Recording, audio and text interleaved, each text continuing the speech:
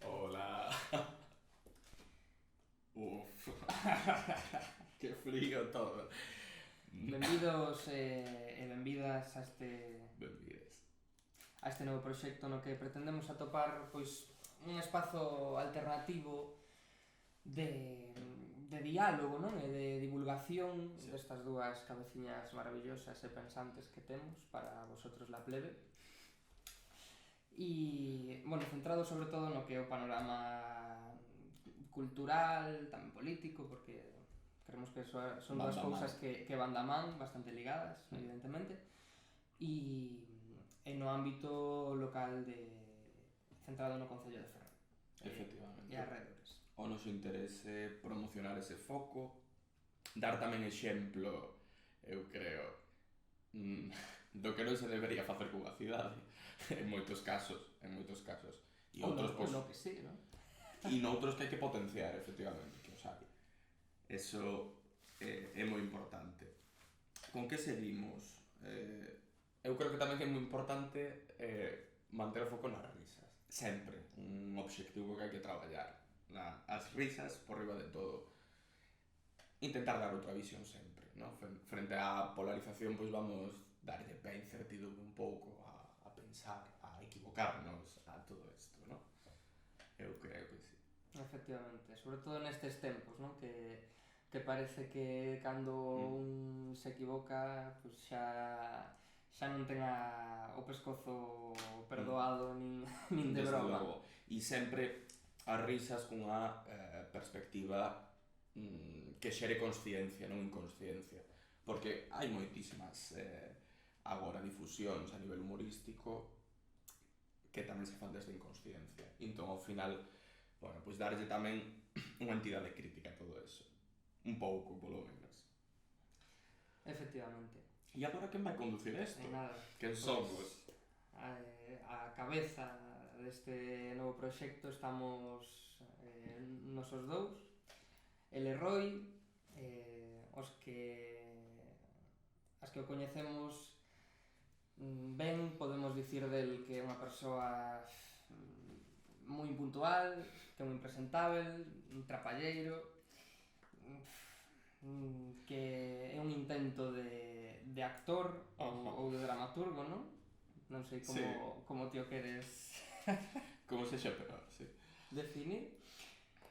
Pero, bueno, realmente nada máis lonxe da realidade, non? O certo é que Roy é unha persoa maravillosa, esas que sairían no programa de Toñi Moreno, de Canal Sur. Unha referente. Gente maravillosa. E Canal Sur si ten moita xente maravillosa, verdad?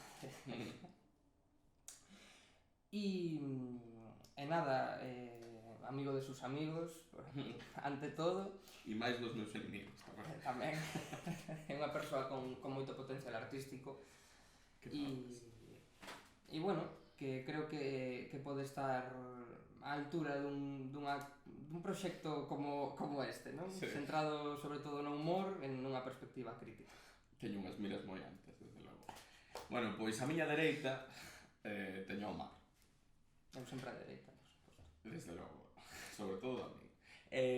O Mar, bueno, eu o coñecí no instituto. É un pouco máis xoven que a min.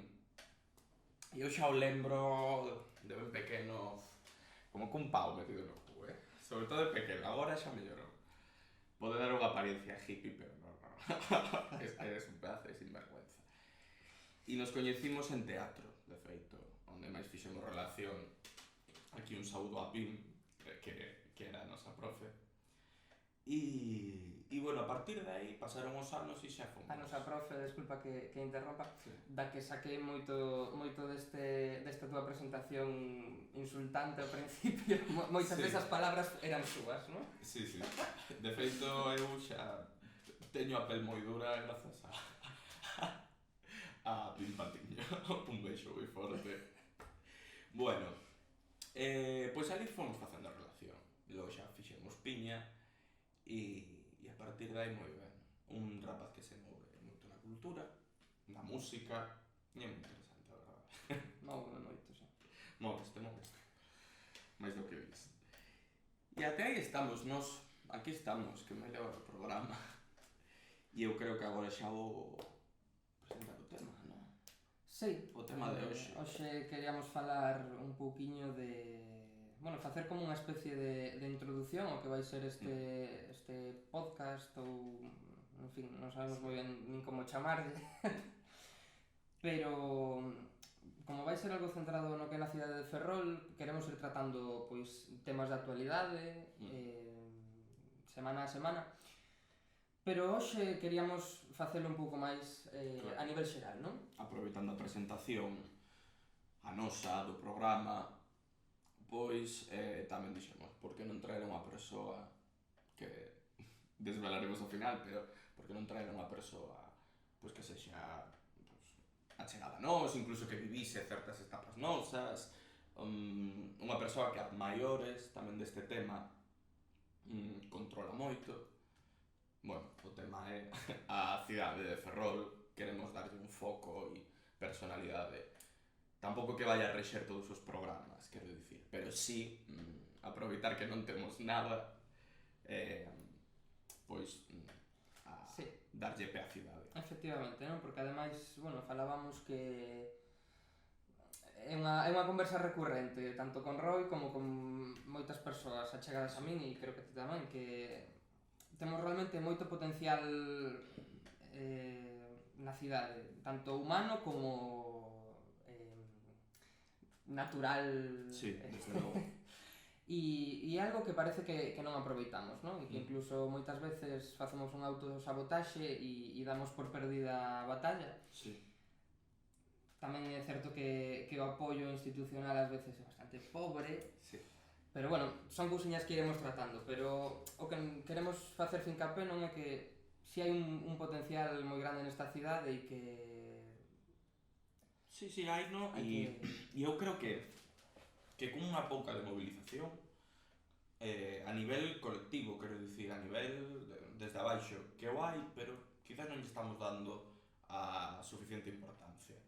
De feito, bueno, falaremoslo na entrevista isto, concretamente, entón, tampouco me estendo máis. Pero tamén creo que esta cidade, neste momento que estamos de repensar os modelos de cidade, a xentrificación, o que significan as construccións masivas, as peatonalizacións que se queren facer, todo este tipo de cuestións. Ferrol, grazas ou por culpa do abandono sistemático como cidade, que a nosa nome de cidade xa nos quedou moi grande. Xa se nos quedou moi grande moito tempo. Escoitei varias veces que somos unha aldea con teléfono. Claro, máis que unha cidade, non? Claro, 60 e pico mil habitantes. Embaixada. E claro, todo isto ten unha explicación, non é que a xente morra, tamén, non é que non naza xente, que tamén, e non é só que a xente marche porque non hai traballo. Que tamén. Claro. Sinón que, ademais de todo isto, quero dicir, non son feitos aillados, non están illados da realidade, sino que hai unha realidade que ten como consecuencia esas cousas e moitas outras. Efectivamente. Entón, o que buscamos un pouco pois é analizar todo iso, de onde ven, e sobre todo, como podemos contribuir a que iso non sexa así, se que de algún xeito podemos. Ou xa está todo perdido, tirado no chan e pisado por... Sí. A ver, por que non? Sí, e poderíamos ser pesimistas e dicir, bueno, pues Ferrol desaparecerá. Pero, non sei, aparte de ser unha falacia, porque nin o sabes, nin podes pensar con a raíz diso, creo eu, E tampouco é certo, ou seja, o que é Ferrol non vai desaparecer. O que pasa é que é aínda peor, que igual cae nas mans, ben por cuestión financeira ou en algún momento alguén atopará que Ferrol é unha cousa boísima. A ver quen o atopa. Porque claro, creo que somos pues as persoas que vamos a aparecer neste podcast, as persoas que vamos a intentar visibilizar e as súas accións, as que queremos que leven ao traballo de Ferrol, non deixarlo a xente de terceiros. Con isto, creo que é importante aclarar que non buscamos facer a apoloxía dun pasado glorioso de Ferrol no que no. Por culpa de los poderes isto foi en declive, etcétera, etcétera, como acontece moito a nivel estatal e a moitos outros niveis, non? Que sí. Ao final é moi fácil tamén botarlle a culpa aos demais e non facer unha autocrítica e analizar as cousas dende unha perspectiva un pouco máis obxectiva e a ver que se está facendo mal, non que estades vos ou que están eles facendo mal, sino que se está facendo mal como sociedade, como grupos locais, etc. Desde logo, desde logo. Eu quería dicir algo máis, é moi importante. Que creo que efectivamente os referentes, os poucos referentes que temos agora mesmo están anticuados e son moi poucos. Entón con iso non se pode traballar. A que chega iso? Ao que estás dicindo ti? Pois a vivir dun pasado glorioso que está moi ben, pero bueno, que hai que repensar a historia, non é así moitas veces. E tampouco creo que a día de hoxe teñamos que seguir con esa mesma teima. Eu creo que temos que facer xa un relevo xeracional e xerar novos referentes, xerar novos espazos de conversa, novos espazos culturais, cousas que nos interesen a todos. Porque senón, creo que xa tiramos tamén moito do Ferrol cutre. A moitísima xente escoiteille que Ferrol ten este ambiente, non? Este halo de cutrez que é moi interesante, que é moi chulo. Claro, pero que cando xa levas vivindo 20, 30 anos de esa cutrez chula, non? Pois hai xa que buscar novas cousas. A ver, ao final é o mito da zona de confort, non? Tamén hai moita xente que xa estamos acostumados a isto e sí que é certo que eu mesmo eu gustaríame que Ferrol fose outra cousa, pero tamén vivo moi tranquilo sabendo que podo sair de aulas, podo sair do traballo, podemos, non? Facelo e non vou ter que esperar 45 minutos nun atasco no coche, non vou ter que facer outras cousas, non? Tamén é certo que non me queda outra que ter un coche para moverme, porque non hai máis medio de transporte, tamén é certo que, en fin, moitas cousas que Cando é unha cidade que non está feita para un carro, quero dicir, realmente, a cidade, falo do centro da cidade, está feita para poder moverse ben ou en bus, quero dicir, está feita para iso, está adoquinada, joa. Sí, que tendo unhas boas conexións. E o que dis da zona de conforto é moi interesante porque moitísima xente queda no... Pero é que en Ferrol vivese moi ben. Tú con pouco vives moi ben, claro. Pero é que realmente non debería ir así, deberíamos estar nun nivel bastante máis alto, porque senón a ver quen está absorbendo ese dano, ao fin e ao cabo. Algo malo é se aquí un aluguer de 250 euros noutro lugar debería estar máis caro. Tamén a inflación ten cuestións aí que ver, en fin. Que sí, que hai moitas cousas, capital que teñen que ver, claro. Que... Pero moita xente quedase aí cando dices, claro, pero que entonces tú, se te queres mover para outro lado, non podes vivir con ese soldo. Claro, vives aquí moi ben, pero realmente estás vivindo por debaixo do nivel nacional. No cutre, no que ti falabas, no cutre. Pero bueno, ao final tamén é unha forma de autoconsolarse, non? E dicir, bueno, pois mira, isto sí. Que hai e tampouco se está tan mal, que ao final pois tampouco podemos vivir sendo conscientes de que estamos na miseria. Sí, efectivamente. Hai que botar man da imaginación e pensar Claro, que non hai que estamos ser tan mal. críticos, buscar novos puntos de traballo, novas cousiñas. Pois Entonces, E bueno, xa para ir un pouco rematando con isto, antes de presentar a nosa invitada de hoxe, eu quería dicir que, antes de que o diga ninguén, que os medios que temos son unha auténtica merda. certamente. Temos o que temos e... E tampouco sabemos empregalo moi ben. Efectivamente. No, cando falo de medios físicos e de medios humanos. Sí. Entón, bueno, os aspectos técnicos serán bastante cutres, sobre todo ao principio, mentre non nos vayamos familiarizando con... Sí.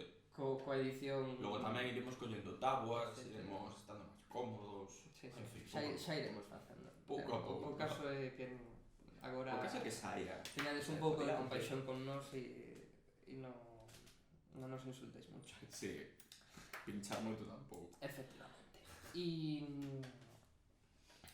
E nada, eu creo que pouco máis. Queríamos... eu quero dicir tamén que este sitio é provisional. Sí. Até que nos mudemos xa ben, que en principio, bueno, temos unha ubicación. Interesante. Podemos dar, creo. Non a vamos a dar polo No, momento, vale. porque... Vale. Se ao final... Para que tampouco comenten cuestión. e critiquen. Efectivamente, que a xente lle gusta moito criticar. Hombre, en Ferrol tamén coñecemos iso, moito. Sí, Como se coñece todo o mundo... E creemos que eu creo que tamén é un punto bastante interesante que podríamos tratar, non? Iso de criticar. Sí, la señora del casino, ¿no? El prototipo. Sí, que ao final a todos nos gusta moito e iso empapa a todo o mundo e chega un punto no que un se ve xa non no ser criticado, sino en criticar e non sabe moi ben por qué, non? É como un odio que se nos mete e... Formas de evadirse. Sí. Formas de evadirse, eso hai en todos lados. Pero bueno, que aquí é gracioso por eso, porque ten ese paso de cidade, pero logo se coñece todo o mundo, todo coñece a todas as súas familias de non sei que, entón, pois incita tamén a falar. E nada, aquí estamos nos presentándonos como víctimas do sistema. Aquí estamos. Para botarle a culpa a alguén, non? Porque ao final, cargar con todo tampouco se pode. En fin. E outra víctima do sistema vai ser a persoa que levamos para tratar este tema. Neste caso do sistema educativo. Efectivamente, efectivamente. Bueno, e logo tamén do ámbito ferrolano, pero sí, se ve un pouco de todo. E é unha persoa, bueno, non sei se o dixen antes, pero é unha persoa que nos é bastante... Que repite, que... Vale, que xente non se entera, vale. Que nos é bastante achegada, que bueno, que coñecimos desde ben pequenos xa, e que eu teño como referente en moitos casos, sobre todo na historia e no xeito de transmitila, sobre todo para mí é un referente. Pois eu creo que para moitas e para moitos. E bueno, como di Roy, coñecímola hai bastante tempo e creo que marcou un antes e un despois na vida de moitas persoas que pasaron polo IES Carballo Calero de Caranza. Ela foi profesora de Historia da Arte, en fin, de Historia en xeral e... De Historia de España, segundo de bacharelato foi tamén... Creemos que... Bueno, e creo que todas as persoas coas que falei de Malai todas coincidimos nalgo, non? E que é unha muller moi traballadora que sempre tomou moi en serio o seu traballo, ela o di de feito, e que ante todo é unha muller con moita presencia. Sí. Con moita presencia.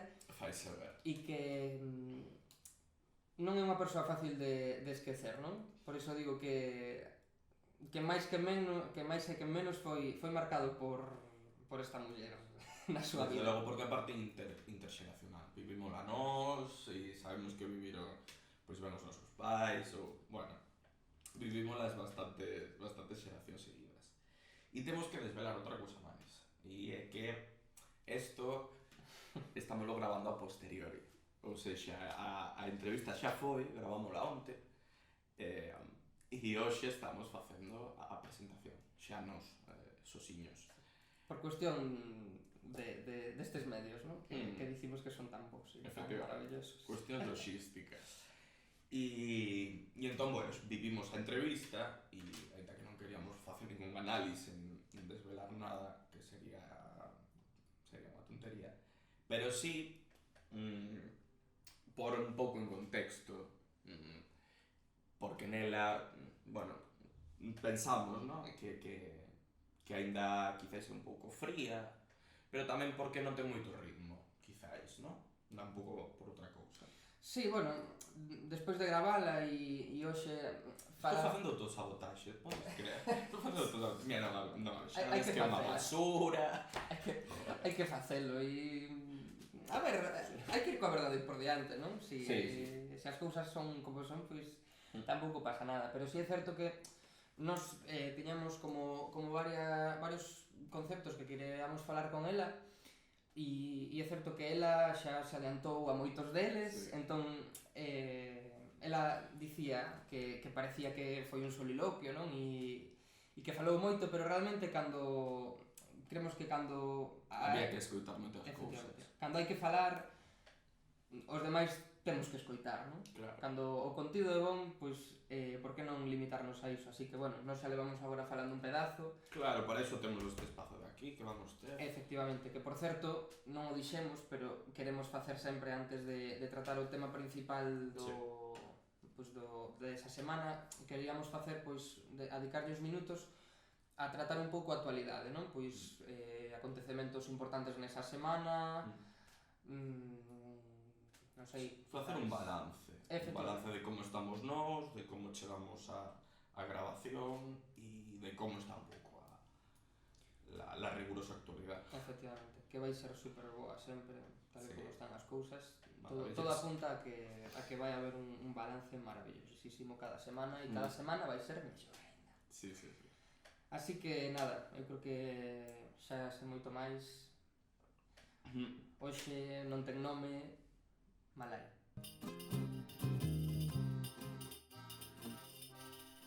Hola, Malai, como estás? Xa estamos aquí.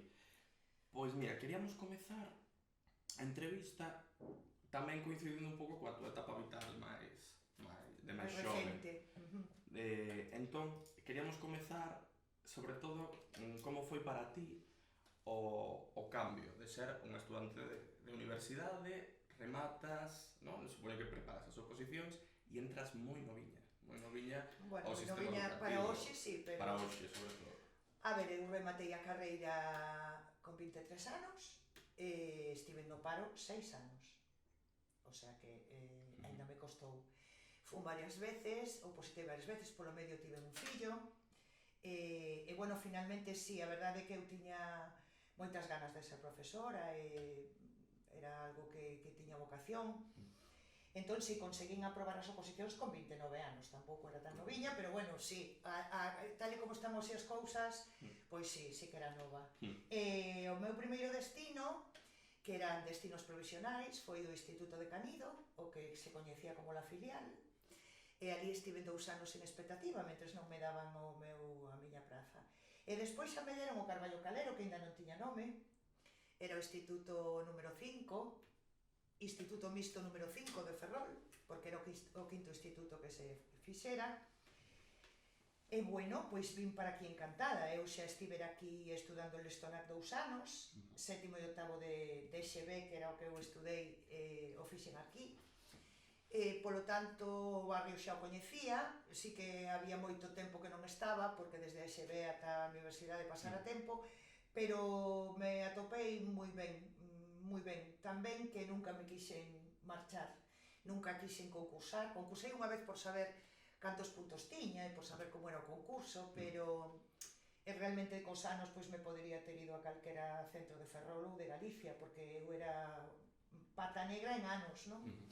Pero bueno, non, sempre estive moi contenta no Carballo Calero, que lle puxemos o nome ao pouco de chegar eu, tanto polo profesorado como polo alumnado. Sempre me comprometí moito co barrio E, bueno, a chegada como profesora, que me preguntabas de universitaria a profesora, pois con moitísima ilusión, porque tiña tantas ganas, estaba tan, xa digo que estiven 6 anos en paro, eu pasei mal porque eu quería traballar a toda costa, que cando cheguei era todo como moi, bueno, con moito entusiasmo, intentando facelo o mellor posible, sempre moi comprometida sobre todo coa xustiza de cualificar a xente como merecía e de, bueno, ben, eu sempre digo que eu teño a maldición das miñas aboas, porque os nomes das miñas aboas, unha era Pura, que era unha muller do barrio de Canido, e outra era Justa, que era unha muller de Ourense. Tanto pura e justa, tan pura e justa me condicionou para o meu traballo, non? Sempre me agobiaba bastante o de a parte que menos me gustaba e, polo tanto, a que máis poñía en tela de xuizo era esa parte de xuiz, de poñer notas, de cualificar, que eso non me gustaba nada. Pero transmitir a historia sempre me gustou moitísimo. Por iso, bueno, foi un traballo que disfrutei moitísimo, a verdad. Esa foi a miña chegada.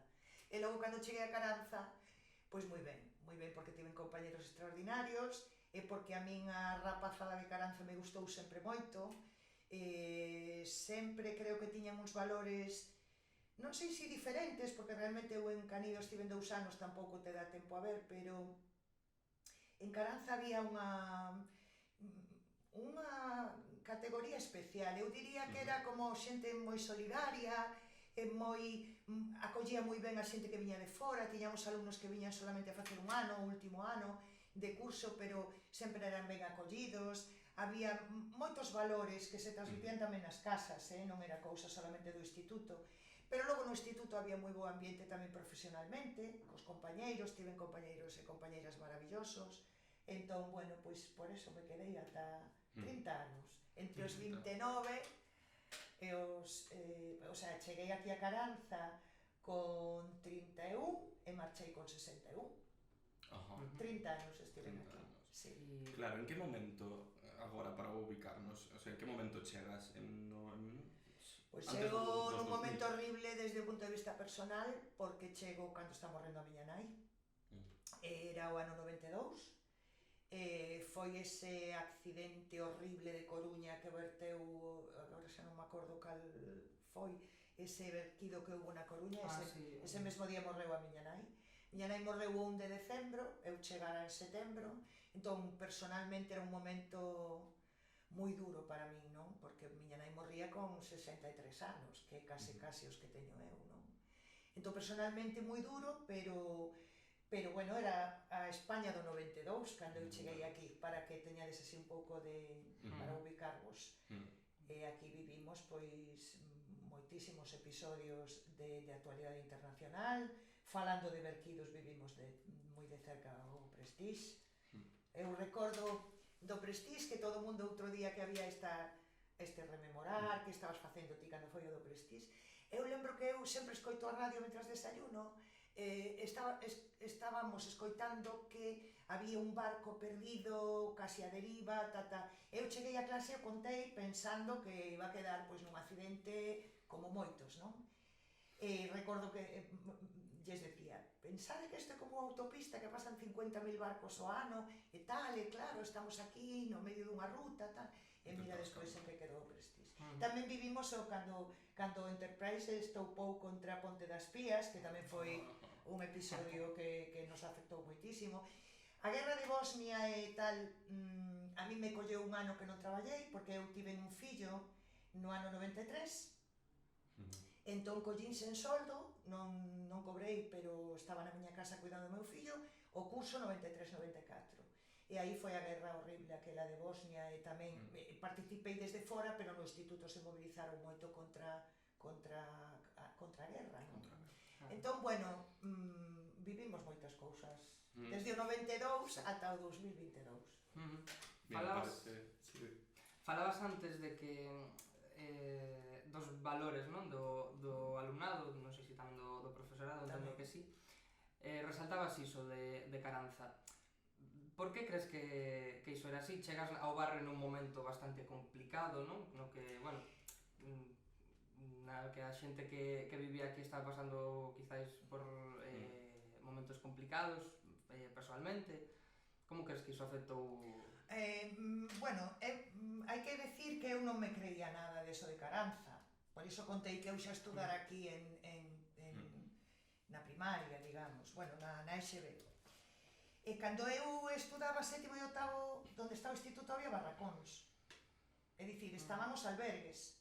E as miñas compañeras del Estonac vivían nos albergues.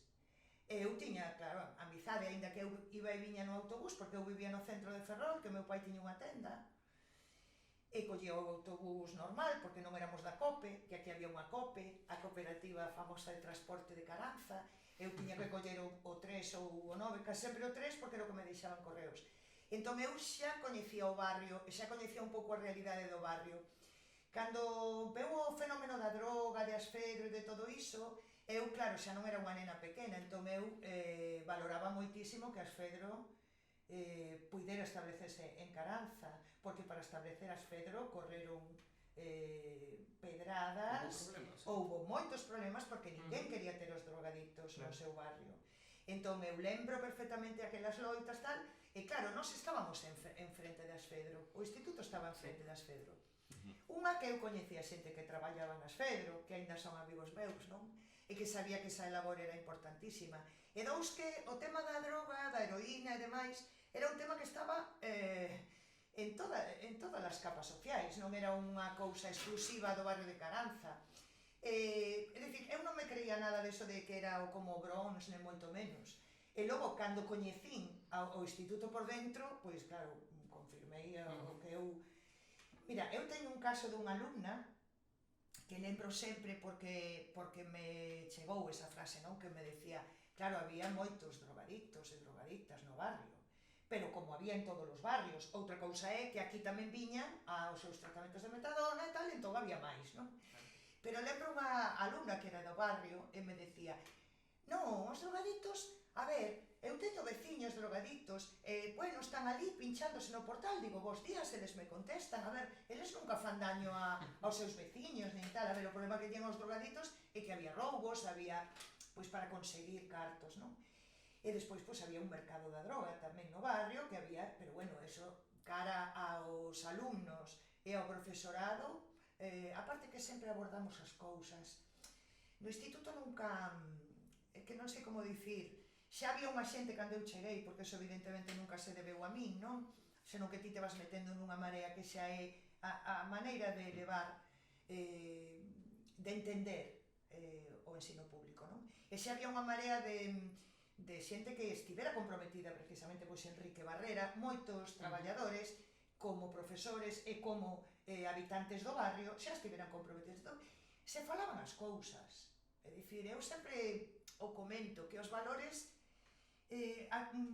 co tempo seguiu sendo igual, é dicir, as cousas se trataban, non se ocultaban, nin se disfrazaban ou non se falaba diso, non, se falaba porque os alumnos tiñan irmáns yonquis, e tiñan pais e nais, e non tiña sentido ocultar un problema que era de todos, non? O que si facíamos era prevención na medida do posible, claro.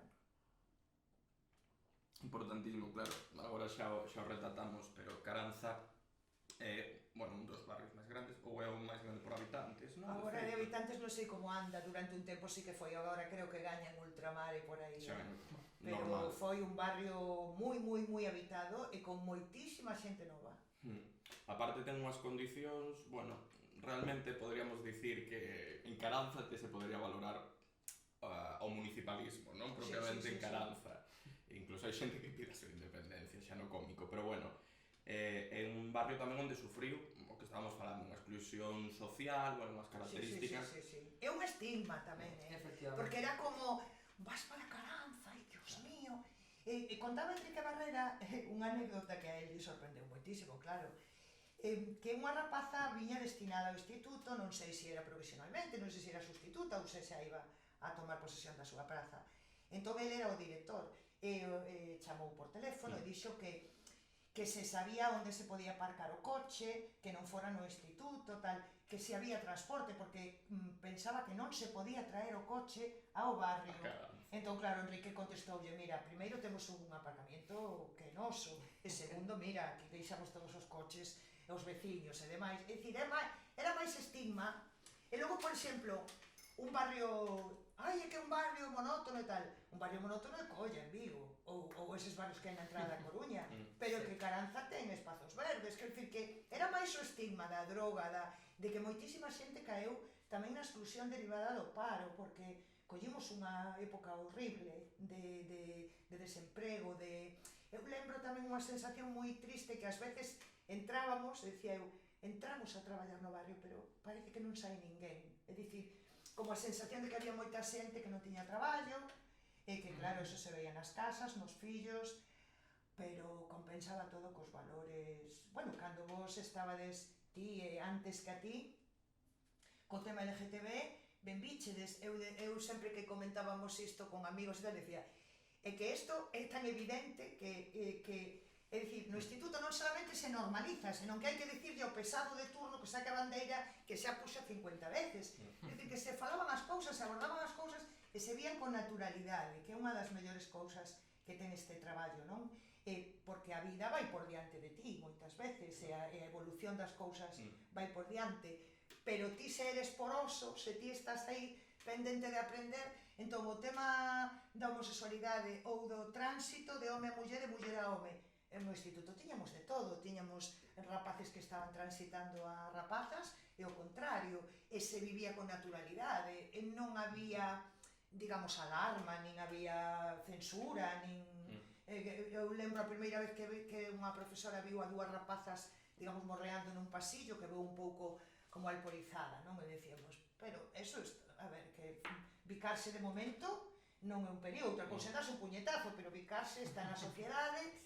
Entón, eso é, eses son eses valores que para min son importantísimos no lugar de traballo, claro. Sobre todo cando traballo en educación.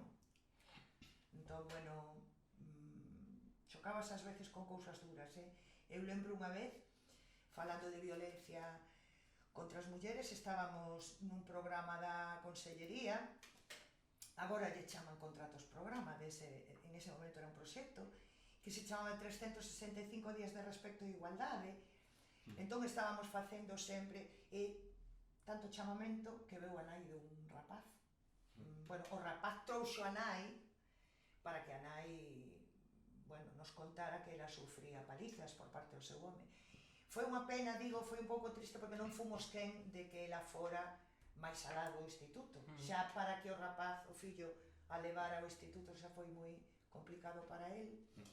Pero logo recordo que estaba Suso Basterrechea non gobernando, pero si no Concello, e que me decía que tiña que vir aquí porque aquí podíamos, digo, pero non fomos quen de continuar, de que ela continuara. Entón, eso é o que me fixo non moverme do Carballo Calero, estar moi contenta sempre ali. E, bueno, xa quizás para fechar un poquinho este tema da docencia, como ti dis, non todo é malo, aínda que moitas veces se quera facer ver iso, e do instituto saíron moitos alumnos, moitas alumnas que conseguiron os seus obxectivos na vida, non? Que fixeron proxectos bastante interesantes. Nos queríamos falar que nos falases de dúas cousas, non? Primeiro, como se vive como profesora que o teu alumnado consiga as súas metas, non? E despois, bueno, pois non sei se queres falar de alguén en concreto ou o que ti consideres. Atopalos en calquera sitio, porque, claro, con tantos anos tes moitísimos alumnos, entón os atopas nos supermercados, os atopas hai militares, hai en todas partes, hai cando foron os ciclos de peluquería, pois agora tamén os atopas en peluquería, en estética. A ver, ti sintes moitísimo orgullo, sobre todo, que sean boas persoas. Case a última que atopei, que eu non sabía que traballaba aí, foi unha rapaza que manceba nunha farmacia que está na Praza de España, na Rúa Galiano, pero empezando moi perto da Praza de España. e dixen, claro, estaba con mascarilla ela, eu, dixen, pero non me coñeces así, porque eu teño un problema cos nomes, sempre o tiven, que cambio os nomes da xente, que non son quen de memorizar, eu estudaba, cando xa tiñamos as orlas intentaba estudar, nome con cara, pero logo a un Francisco empezaba a chamarlle Javier e xa non había maneira. Sí, eu lembro que era máis ben un...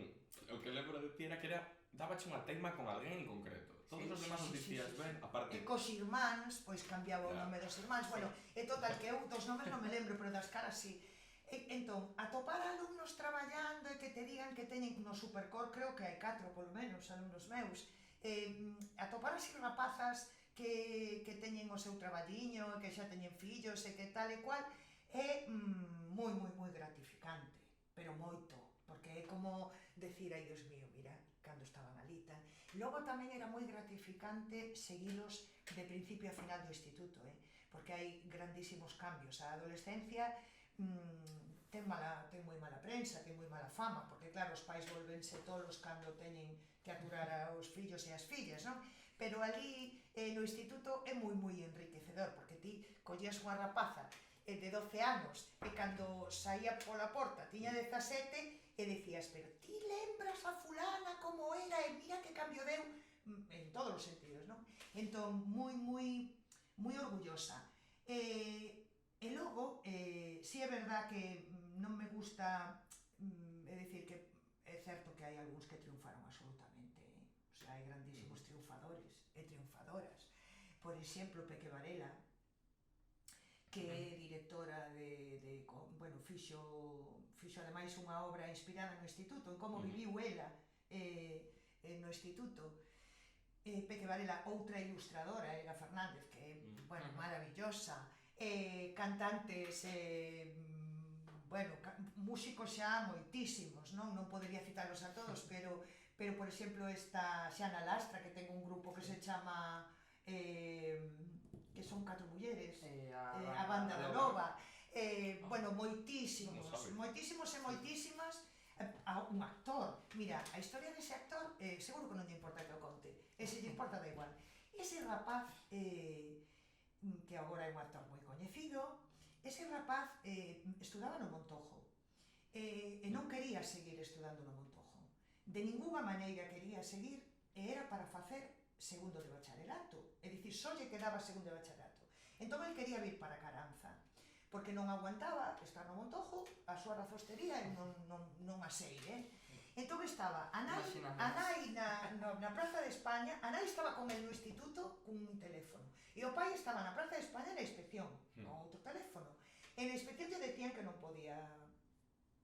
lle podían dar praza, que non lle daban o cambio.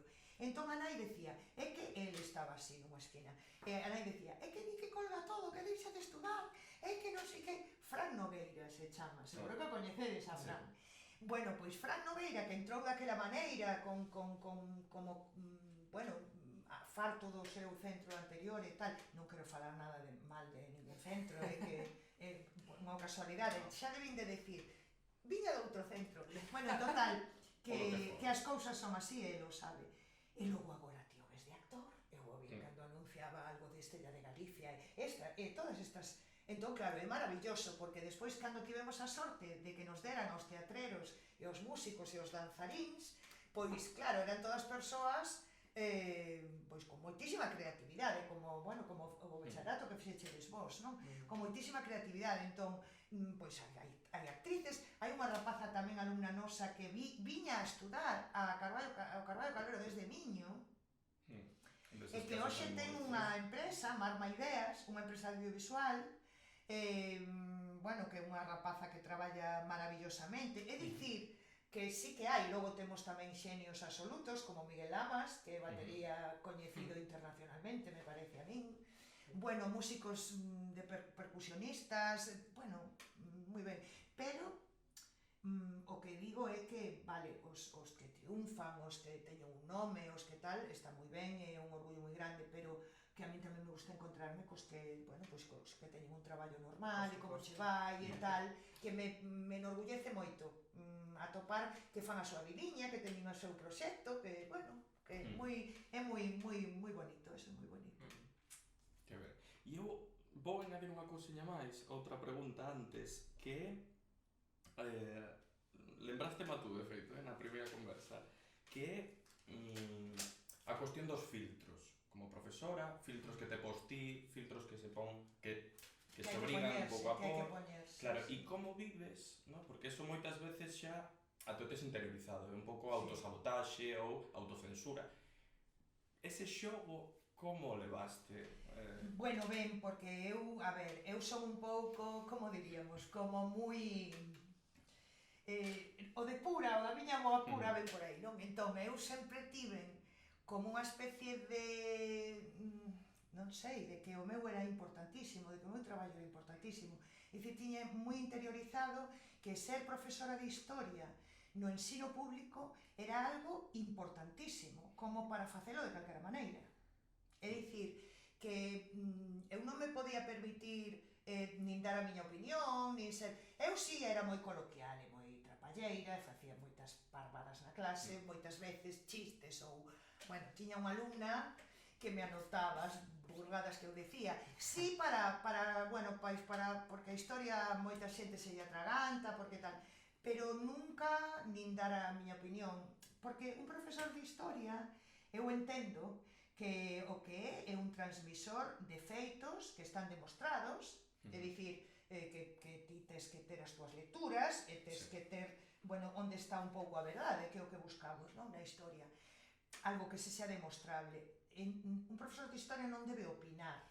Eu tiña iso metido na cabeza xa desde a facultade, é dicir, non estamos aquí para opinar. A min me parece, eu tiña que corrixir moitas veces aos alumnos, porque nos seus comentarios decían, desde o meu punto de vista, non, mira, aquí non te preguntamos o teu punto de vista. Isto é un exame da Revolución Francesa e ti tes que contar como foron sucedéndose os feitos, que conclusións podemos sacar, pero nunca o meu punto de vista. Entón, eu eso tiña o claro. A ver, eu cando, como te comentaba, cando xa estaba nunha lista para as eleccións municipais por Ferrol en Común, pois xa non había nada que ocultar, non?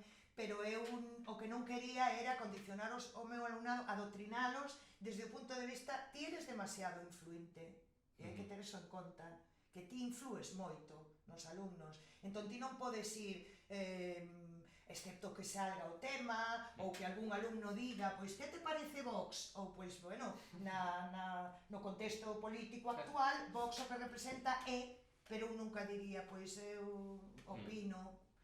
Hai que, o sea, forma parte deso de poñerte un uniforme, dicir, tampouco digo tacos, eu na miña vida corrente digo moitos tacos, e ali, pois non sei, E chegaste a estar entre as cordas nalgún momento, quero dicir, porque a min tamén, sinceramente, foderíame que alguén me vai a preguntar, sabendo que é un facha, e preguntarme especificamente por iso, e calalo. Non, porque eu tive este movimento que temos de ultradereita non é de agora, non é deste ano, nin é do ano pasado, xa ven de tempo. Entón, pois moitas veces tiña algún alumno ou algunha alumna que, pois que, ou me decían, fulanito é de Vox, alá, fulanito é de Vox. Bueno, se é de Vox, cada quen, a ver, eu non iba a decir, pois vaya unha descalificación.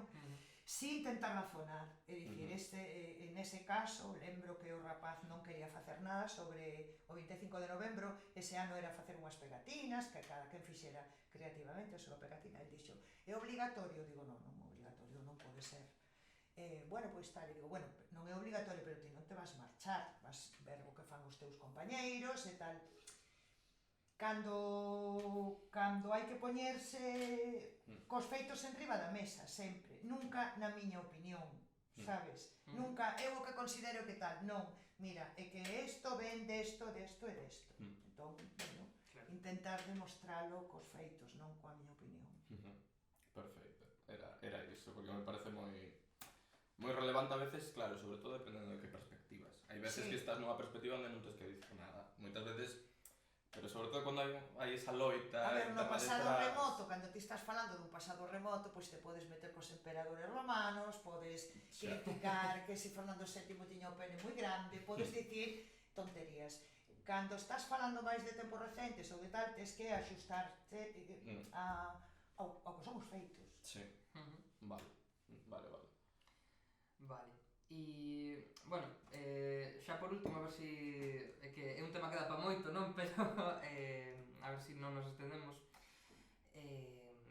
Falabas antes tamén de, bueno, creo que sempre falaches, non? E sempre nos contaches tamén, si abertamente, como falas de poñendo as cousas en riba da mesa, da situación na que te poñía ou na que vos poñía o profesorado o sistema educativo.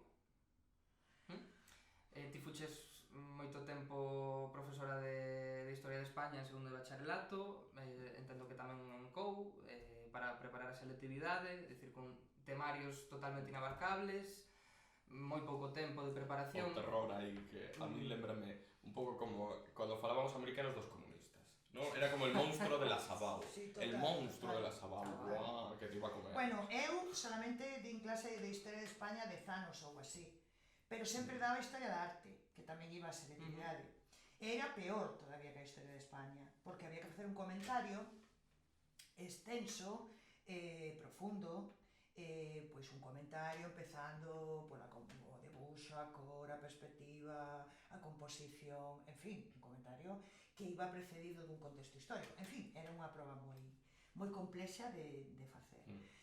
E que eu, antes de profesora, fui universitaria, e a min, na universidade, nas clases de Historia da Arte, me daban para os exames de cada obra 3 liñas que xa era un papel impreso con 3 liñas, me explico? Porque non querían correxir. Eso na Universidade de Santiago de Compostela, correcto? E cando eu empecé a dar clase de Historia da Arte, que foi no curso 94-95, non sei como dicirte, case morría, dicir, soñaba co programa, non me dá tempo.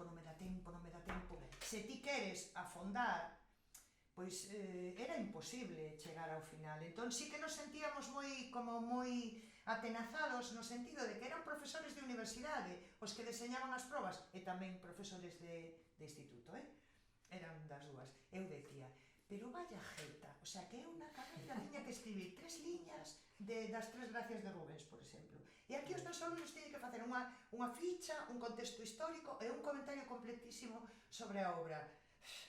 O sea, claro, logo corrixir todo iso, pero era sobre todo preparar que non había libro de texto que se adaptara. Non existía ningún libro de texto que se adaptara ao que pedían en Galicia. E pedían, pois, desde Egipto ata, non Picasso, moito máis, vai dicir Picasso, non, moito máis, pedían ata os anos 80. Entón era como un programa imposible e si te veías un pouco presionada, claro, porque por unha banda querías que sacaran boa nota, porque eu no instituto o que decía é que eu tiña que preparar a xente que quería sacar un 10. Porque esa xente tiña dereito, e máis coa letilla que tiñamos de Caranza, sabes? E tiña que haber alumnos tamén preparados para un 10. E tiñamos que darlles un salto desde o barrio, que moitos deles nin soñaban con ir á universidade, a poñelos ás portas da universidade. Entón eu quería, pois eso, que o meu instituto foran preparados tal. Entón, si, se sufría moitísimo. Moitísimo. Para iso, É que non me quero enrollar moito. No, pero sí, é super importante. Bastante ben sintetizado. Super importante. Logo tamén, que vivimos tamén o contexto da pandemia, que habría moitísimo do que falar tamén, porque xa foi como o remate do remate. Pero como está tan minada xa, non? Quero dicir, no contexto xeral, a pandemia, vamos tentar pasar un pouco de... Sí, casi prefiro. Pero tamén sería outro tema que a ver se noutro momento tratamos. Solo moi breve, e aí na pandemia eu fui consciente de como nos trataban. A mí nunca me trataron tan mal, nunca, os meus xefes me refiro, é dicir, a consellería, nunca me trataron tan mal como na pandemia, nunca me ningunearon tanto, nin me... tes que ter isto, e tes que ter isto, e tes que ter isto, e tes que facer isto, e conseguir... O sea, nunca me sentín tan, como diríamos, utilizados, non? Nos sentimos utilizados, realmente. Eu me sentí utilizada. Hai un antes e un despois. Así que é mellor non falar disso, porque iso empañou un pouco a miña carreira profesional, é certo que foi ao final e que sempre te quedas co mellor de todo. Eu sempre me quedo co mellor. Pero foi unha etapa moi tremenda, moi casi de ver o que éramos na sociedade. Eu lembro o cartel no Concello de Ferrol, estaban todas as profesións ali, grazas, había un gran cartel. Entón había obreiros, enfermeiras, médicas, todo, policías, fotografías, todo. Non había un profesor, eu decía, sé que é un pouco a realidade, non? O profesor está como, bueno, é unha... Agora está máis revalorizado, porque como vivimos malos tempos laborais, pois claro, é un sueldo garantizado, traballas de funcionario, entón a xente... Pero bueno, eso, se non tes vocación, Me parece un traballo é complicadísimo. durísimo. Esa xente non sabe o que lle espera. Complicadísimo, claro, levalo ben, non? Aí está esa componente. Que te gusten os adolescentes, e que se non te gustan os adolescentes non podes facer este traballo. Entón hai xente que dice, ai, que os adolescentes, é que se eres alérxico a sangue, se non podes ver sangue non podes ser enfermeiro, nin médica, nin é que ti non podes entrar nun hospital, eu quero facer traballo administrativo, porque a min as feridas me asustan. Non, mira ti. Entón, hai que querer aos adolescentes, porque aparte teñen un punto os adolescentes. Teñen, a ver, é unha maneira de abandonar a infancia e de chegar á idade madura, porque, a ver, desde os 18 tampouco se cambian moitas cousas, pero a maneira de ser, ese ir saindo do ovo de cando ves a un rapaciño chegar ou unha rapaza con 12 anos e sair con 17 que dices, madre mía, que... Sí. O sea, que interesante ver este proceso de crisálida e de repente sae a mariposa, non? Que dices, é moi interesante a nivel... Que pasa? Que claro, os adolescentes están moi desatendidos, no sentido de que nin son de pediatra, nin son de médico de cabecera, nin son... E logo aí hai unha serie de condicionantes... A ensinanza secundaria, que é eterna secundaria, é como un paso... Sí, case, sí. Que é longo, aparte, non? Un paso curto, un paso longo que parece... Non, o pediatra dos meus fillos, que foi pediatra aquí no barrio tamén, de moitísimos, que era Velasco, foi pediatra foi meu pediatra. Eu levaba os meus fillos a súa consulta no centro. Entón, ás veces, eu gastaballes bromas aos alumnos, porque me decían, non, é que me dixo o médico, que eu era titora, por exemplo, entón fulanita non facía clase de educación física porque lle doía a espalda, e xa lle dixo o pediatra que non podía, non? Entón lle decía, quen, Velasco? Ai, xa o chamarei, e se quedaba como dicindo, pero isto que é? Esta coñece a Velasco, pero... Sí, pero Velasco me decía eso, que esa idade estaba moi desatendida. Aí debutan enfermidades mentais. Aí debutan, bueno, problemas psicolóxicos, bueno, se non te gustan os adolescentes non podes ser profesor. A adolescencia tamén é un punto de conciliación, aprender a conciliar con todo. Sí, con todo. Con que a meus pais lle parece... E logo eles pobriños elas, non? Que decíamos, esta é desas, te acordas desta? Das que estaba enfadada co mundo, porque evidentemente están enfadados consigo mesmos. Entón as mulleres, aparte as mulleres van a un ritmo e os homes van a outro, entón é moi interesante. Por exemplo, en terceiro da ESO os rapaces son nada, encantadores, fáciles, non crean especial, non teñen eles especial. Elas, madre mía, decía unha compañeira unha vez, estas tres, as que teñen todos os problemas, porque todo era un problema, sabes? Todo era... Pero bueno, esa forma parte de como se desenvolve un ser humano, é moi interesante de ver tamén.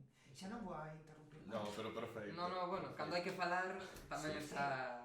Me falar e escoitalo, vamos. E logo xa deixamos entrever, non? Pero queríamos dar paso tamén ao que nos ocupa neste tema principal, que era acompañando esa presentación, tamén unha presentación de Ferrol como cidade, queremos darlle unha entidade.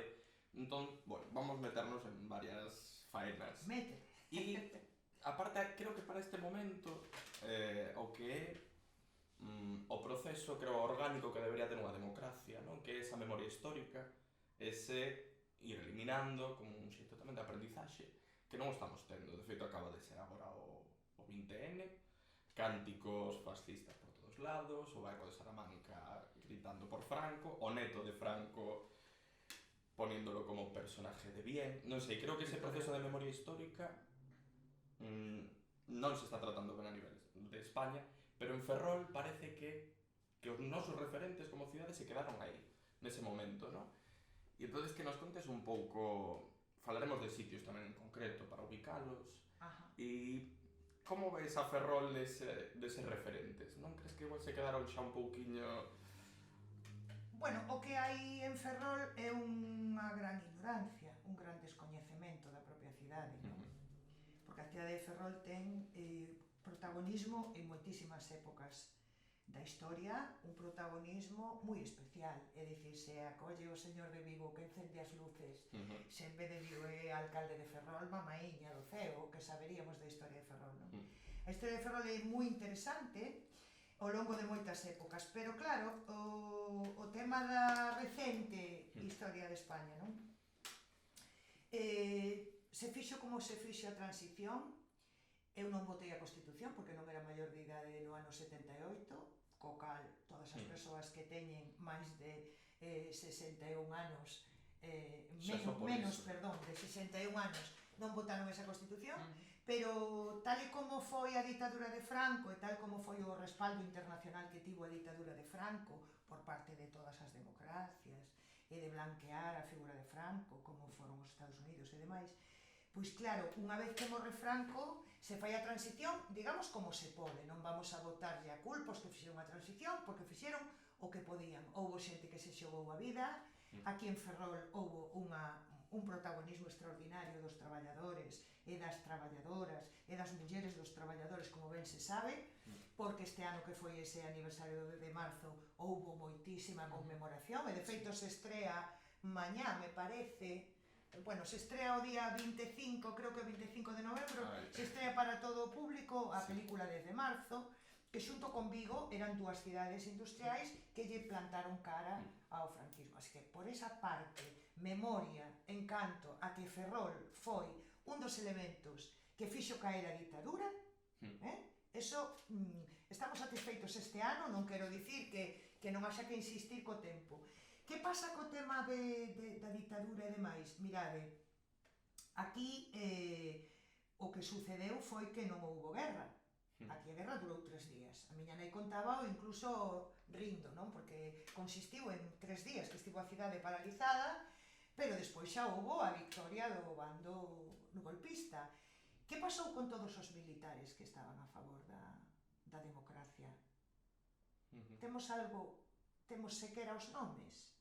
É dicir, coñecemos a Zarola, coñecemos aos importantes, non? Que apostaron pola democracia, pero o resto, no propio Arsenal non se pode poñer unha placa, non se pode poñer, digamos, un recordatorio de que eses militares estaban a favor da democracia e se tiveron que cargar ao almirante Azarola para poder que triunfase o golpe de Estado.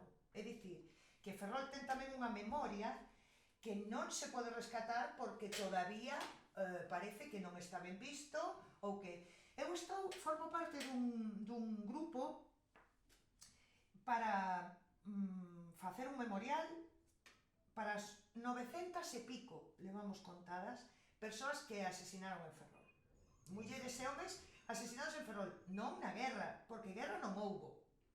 A guerra deses 3 días, si, home, aí morrería algunha xente de disparos, algunha xente morreu, evidentemente, pero 900 persoas que mataron en Ferrol, as mataron porque as asasinaron porque había que sembrar o terror na retaguardia, porque Ferrol xa estaba gañado para a causa golpista.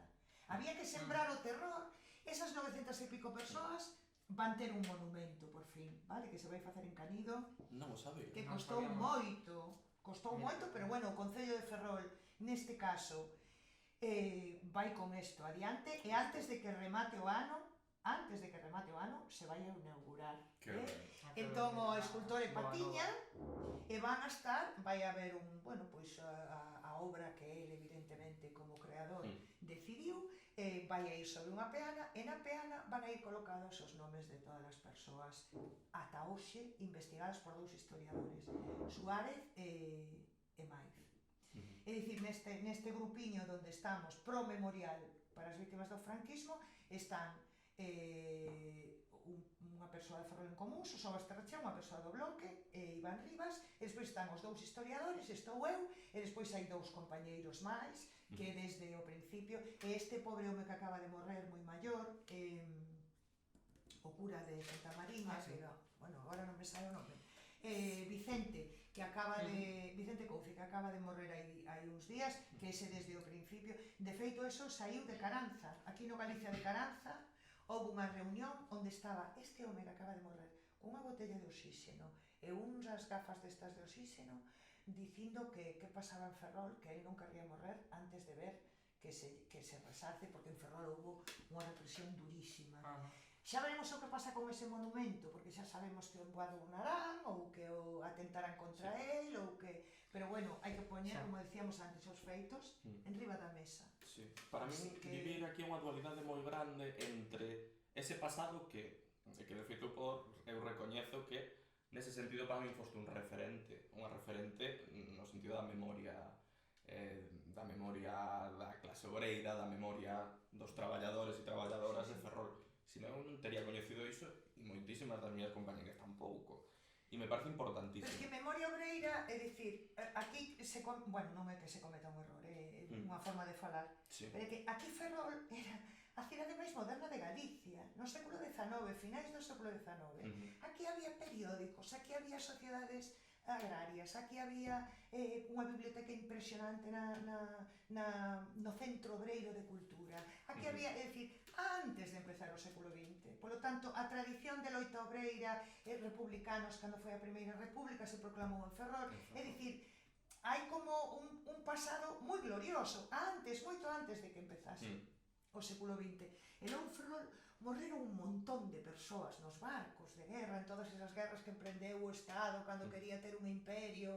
Primeiro, están polas rúas esas figuras de militares que son famosos por bombardear cidades de Sudamérica cando España quería facer un imperio, ou todos estes, efectivamente, todos estes africanistas, pero logo hai uns militares moi modernos e moi avanzados e liberais no século XIX que acabaron con eles tamén, quero dicir que non coñecemos, efectivamente, que non coñecemos e que tampouco se quere moi ben que os coñecemos. Falábamos outro día xusto pois que, por exemplo, nos cantóns en Ferrol hai un monumento ao voo do Plus Ultra do Irmán de Franco. E está aí como si nada, parece que, bueno, que pasa desapercibido, ¿no? Pero realmente non pasa desapercibido porque quen pasa desapercibido son esta xente que ti comentas. Claro. Pasan desapercibidos os militares que defenderon a plaza, que defenderon a República. E logo, mira, hai unha cousa moi... conta o meu marido, que a súa nai lle contaba do seu pai. O pai da miña sogra era o que estaba aquí en infantería, no cuartel de Dolores. E lembra que non sabía que facer. O sea, se ti quedabas coa democracia, te pasaban polo cuchillo. El tiña moitísimos fillos, tiña 14. Se ibas con Franco, polo menos salvabas a vida. Entón, houbo moitísimos militares que non eran fascistas para nada, que non eran golpistas para nada, pero que había que salvar a vida. Entón, en fin, que é unha cidade moi interesante. Habería que contar máis a súa historia. E tamén facer mención especial a este proxecto que se está levando agora en Ferrol como patrimonio da humanidade. Ferrol sitúame en dualidades constantes. Sinceramente, esta é outra. É unha dualidade mentres se cae a cidade a cachos, mentres se cae a cidade a oferta cultural é de risa, paseando, 5 actores e actrices vestidas de roupas que a mí o primeiro que me chama unha alarma é clasismo, eu non sei quen vestiría así en Ferrol daquela época. Os ilustrados, sí. Claro, e segundo, claro, por exemplo, o Marqués da Ensenada, que nos hai nada, nos enteramos que, entre outras, encargouse de facer unha cárcere para xitanos, onde se levaron máis de, creo que de 12.000 en cousa de 3 días ou unha cousa así. Foi terrible esa experiencia. E a cidade, bueno, pois fai así como pode un proxecto para intentar situarse nesa competición, creo que coa Ribeira Sacra e non sei con quen máis, que me parece un ataque suicida. Sinceramente, o Concello é minado. Bueno, a ver, a mí me parece moi raro que nos den o patrimonio, o conseguir o de patrimonio. Porque, mirade, en frente do Castillo de San Felipe, que é unha maravilla de enxeñería militar, está unha planta de gas. Efectivamente. A ver, eu creo que un arsenal extraordinario, a ver, non é por defender os ilustrados, pero é verdade que o tema dos xitanos foi moi tremendo, porque eles o que defendían era educación para todo o mundo, entón decían que había que rachar co círculo da ignorancia, entón decían, bueno, pues Empregaron nada, iso nos de levamos aos excusa. nenos e os educamos, non? Pero en Ferrol traballaron inxeñeiros e arquitectos de altísima... Foi o único momento en que a monarquía se pode defender. Por qué? Porque se arrimaron os listos, concretamente na época de Carlos III, se lle deu un pulo a arquitectura militar e a moitas cousas que intentou e as forzas, digamos, do antigo réxime non lle deixaron, non? Pero que o que sí é certo é que esta pelea por ser patrimonio da humanidade, que a mí me parece moi ben, temos un arsenal impresionante, temos unha cortina de cañóns impresionante, temos un castelo militar impresionante, non hai nada que... Pero resulta que todo o mundo quixo unha planta de gas enfrente. Onde houve accidentes, onde non está agora mesmo... A ver, no agora debate xa, como agora debería ser. creo que vai revivir, porque con todo isto do gas, pois resulta que as regasificadoras están... Pero bueno, ti tes unha xoia, porque é unha xoia, sobre todo que hai poucos en comparación, non? Falamos do Castelo de San Felipe, e de frente tes un bodrio, aparte de un bodrio arquitectónico, unha cousa ilegal, perigosa, que calquera día estoupa, te dirán, mire, Ahora está pintada de cores, non? Sí, saque vostede iso de aí, leve ao porto exterior, que podía estar aí, que non o ve ninguén, e logo falamos da ría de Ferrol, pero complicado, pero sí, o pasado glorioso de Ferrol pasa pola Ilustración. Sí, nese sentido, sí, nese sentido. Agora, eses que van vestidos, pois non eran das clases traballadoras. Claro, é que eu fago unha comparación por exemplo, co Ar de Lucus, que é unha festa inventada, o sea, baixo unha cuestión importantísima, pero vese que hai moita máis profundidade de base, moita máis profundidade de... Joder, de feito, hai un folclore interesantísimo, e hai xente que profundizará menos e dirá, ai, los romanitos e lo que sei que...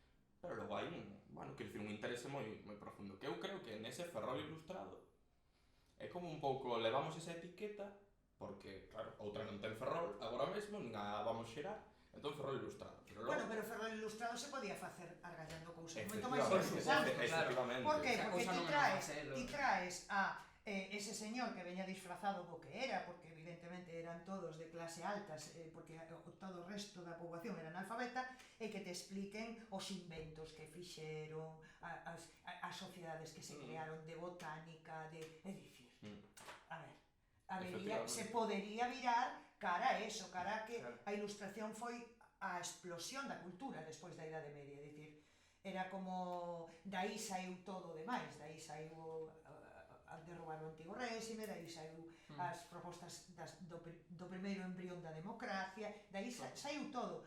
Pero claro, de outra maneira que non sexa pois un folclore de catro disfrazados. Claro, é que a min parece que insulta máis, non, a todas esas ideas que son superpotentes e que fan falta, eu creo, non esquecer. Sí. E chegar aos nosos días. E sobre todo porque hai, non me quero repetir, pero é que era a sociedade máis moderna de Galicia. Moderna nese sentido, no sentido de modernidade ben entendida. Efectivamente. Xa basicamente pola condición xeográfica. Sí. Claro. E porque se puxo interese nesta cidade, porque ti vas a Cartaxena ou vas a Cádiz, que son, digamos, o trío pero que non te... A ver, Cádiz, eu estive en Cádiz agora, que non o coñecía, me encantou. En Cartaxena non estive, pero hai moita xente que estivo que dice, claro, a construcción que hai en Cartaxena e en Cádiz non se compara para nada. Cádiz maravilloso, e tamén... En canto a volume construído, e ese edificio que temos aí do Arsenal é un, non sei, espectacular nese momento, non? Efectivamente. Entón habería que darlle unha volta aí, Claro. que non fora tan folclórico e que fora máis de eso, de bibliotecas, de a importancia que lle daban enorme ao coñecemento, non? Aí sí que podería facerse, pero bueno, claro, é que os romanos dan moito xogo. Compararnos con Lugo é que claro, os romanos dan moito xogo. Certo, eso é certo, sí. Sí, pero bueno, hai moitos xeitos de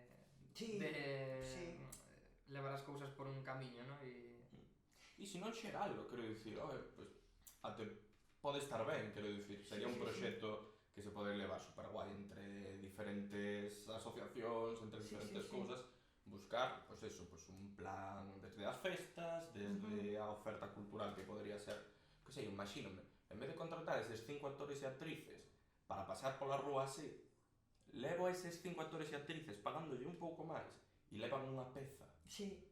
oe, da ilustración, unha Que peza, explique a maravilla que foi a ilustración. por exemplo, entre outras cousas. Logo un mercado que como medieval, pero quero dicir, pero unha cousa con profundidade, eu que ben sei. feito. Pois ben tes feito. outra, non sei, outra alegría ao corpo, Sí, sí, sí. efectivamente. E tamén, xa que sacamos a condición que é xa propia de Ferrol, a condición militarista, ou seja, estamos anexionados totalmente ao que significa iso, no? Como outros lugares, por exemplo, falábamos de Cádiz, que coincide niso e tamén coincide con unha cidade industrial, cun pasado de loito tamén importantísimo. Bueno, o vimos aí nada, tamén en Cádiz aí, coas manifestacións que houbo. Creo que tamén somos medio hermanos niso, efectivamente. Sí. Que sacaron o tanque, entre outras cousas. E claro, nós estamos nun punto moi canso, por exemplo, do que podería significar esta muralla que nos cubre, para que alguén se faga unha idea que non sexa de Ferrol, de barrio a máis aló do barrio, no? Ou seja, de punta a punta dunha cidade, o que todo sería costa, o que poderíamos estar vendo desde o centro da cidade, que é o mar, vemos unha muralla. Que non é fea a muralla, En Caranza non vedes muralla. En Caranza non, vemos reixa e logo xa todo o demais. Sí. Pero bueno, no se libra que tamén está logo tamén o... Como se chama? Bueno, tanto ten. Claro, esta nos chocanos moito, porque eu si, por exemplo, tamén nun pasado xa un pouco longo para nós, Barcelona, por exemplo, solventou esta condición, creo que tamén tiña unha, escoitei non hai nada. E por eso a min volveme a rebrotar o odio, sabes? Porque eu antes... Sí, é unha pena, porque ademais podería terse feito como unha rexa e incluso lugares onde poder entrar, non? Pero bueno, agora, por exemplo, tampouco se pode entrar no Porto. O Porto de Ferrol tamén ten unha reixa, que antes entrábamos e veíamos os barcos que chegaban, no Fernández Ladrera. Agora tampouco. A ver, eu entendo que noutros tempos tería algún sentido, agora esa muralla blanca tiña que desaparecer. Por lo menos ver o mar e incluso zonas do Arsenal que podían ser visitadas ou de alguna maneira que a cidade a recuperara, porque aquí en Ferrol hai cousas moi curiosas. Todos os que traballaban no Arsenal, a xente lle decía traballan dentro. Cando é fora, non? Fora, pois era dentro porque facían referencia a eso de dentro das murallas, non? A ver, outro orgullo de Ferrol, falando de Cádiz e de Cartagena, e que o futuro ten que ir por aí, non? Esa capacidade que temos aquí, que teñen os que traballan, claro está, na industria naval, non? Non se aposta ou non se acaba de apostar por renovar extraordinariamente. Hai como dous elementos que teñen que ir antes que nada, que son conectarnos co tren, vale? Que iso é imprescindible. Ter un tren que nos leve en 20 minutos a Coruña, que non debería de levar nin tanto, e de aí adiante, claro está. Sí, que hai que comezar con E logo que este asteleiro, que foi o mellor dos tres, sempre foi o mellor dos tres. A ver, que non se trata aquí de estar competindo nin nada, pero que Ferrol non se podía comparar. Pero simplemente para facernos unha idea que éramos, o sea, a cidade era competente. Claro, o sea, non vimos a nada. Competente non, competentísima. Mira, xa traballando eu en Caranza, mira o que vou contar. Eu quería levar os alumnos para que viran todas as instalacións, porque só é 1 millón de metros cuadrados. E quería levar os alumnos. Entón, o astillero nos deixaba levar os alumnos sempre que nós fixéramos unha especie de curso. O cal me pareceu moi ben, me apuntei ao curso, era a través do CEFORE, a través do Centro de Formación de Profesorado, e ali fun. E eu me peguei ao director de Bazán, porque sabía moitísimo e non paraba de contar cousas, e eu estaba... Entón nos contou que eles inventaran un sistema de montaxe que consistía en non facer todo o barco na grada, senón en facer puzzles, vale? Se chamaba sistema de construcción integrada ou algo así, que lles permitía darlle voltas pezas para que os operarios de electricidade ou de tal traballaran mellor. É dicir, o primeiro que fixeron foi que nos talleres poñer un papel para que a xente puxera ali o que quería. Entón el me decía, digo, e que poñían nos papéis os traballadores? E dice, primeiro eran todo queixas, que se facía frío, que se querían baños, que se tal. Pero unha vez que empezamos a darlles o que querían, todo eran melloras. Todo o que apuntaban os traballadores eran melloras.